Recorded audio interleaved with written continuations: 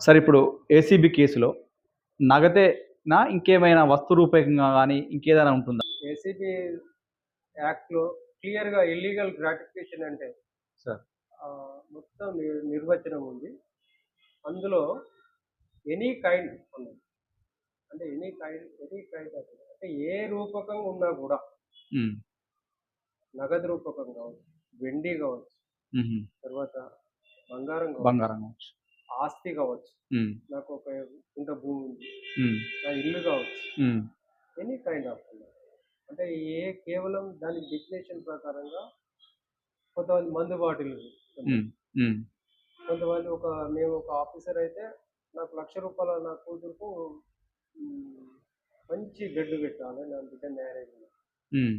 అది కూడా అవినీతి దాని కిందకే వస్తది. హ్మ్. కేవలం క్యాష్ అని చాలా మంది అనుకుంటారు. బంగారం వచ్చి ఏ వస్తువు ఇచ్చినా కూడా హ్మ్. సెల్ ఫోన్ ఉన్నది. సెల్ హ్మ్. ఫోన్ ఇచ్చినా అవన్నీ కూడా వస్తాయి.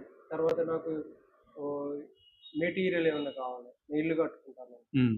ఇటువంటివి కూడా ఫారిన్ వస్తువులేవైనా. ఎనీ ఎనీ కైండ్ ఆఫ్ వస్తువులని ఉంది.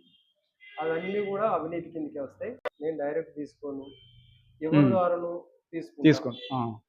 పెట్రోల్ బంక్‌లో కట్టంట హ్మ్. నా డబ్బులని. ఆడ అవును. లేదంటే జనరల్ స్టోర్‌లో కట్టాలి. అపార్ట్‌మెంట్ అటెండర్ తీసుకో. ఎవరు తీసుకున్నా కూడా వాళ్ళు అరెస్ట్ అయితారు. వాళ్ళు కూడా అరెస్ట్ అయితారు. హ్మ్. ఎవరు కూడా ఇలా ఎస్కేప్ అయ్యే అవకాశం లేదు. బ్యాంక్‌లో అకౌంట్‌ల వేయంటారు కొంతమంది. హ్మ్. అది ఎవరో వేరేవోళ్ళ అకౌంట్ ఇచ్చి ఓకే. పోయి అకౌంట్‌లో వేయంటారు.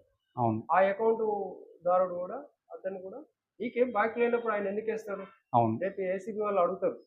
నీకు ఆయనకేం లావాదేవీలు లేవు. ఆయన నీకు ఫ్రెండ్ కాదు. నీకెందుకేస్తాడు వట్టిగా? హ్మ్. నువ్వు లంచాలు తీసుకున్న ఆఫీసరు నువ్వు ఫ్రెండు. లంచాలు తీసుకున్న ఆఫీసర్‌కు నువ్వు ఫ్రెండు. ఆయనకు నీకు సంబంధం లేదు. డబ్బులిచ్చిన ఆయనకు ఆయనకు సంబంధం లేదు. అవును సార్. ఇవన్నీ కూడా పరిగణలో ఉంటాయి. దయచేసి ఎవరు కూడా అవినీతి అధికారులకు సహకరించకండి. కేసులలో వాళ్ళు కూడా ఇరుక్కునే అవకాశం ఉంది. ఎందుకంటే ఎంక్వైరీలో ఎవరు కూడా ఇలా పొలిటికల్ ఇంటర్ఫియరెన్స్ గాని ఎవరు సేవ్ చేయలేరు. హ్మ్.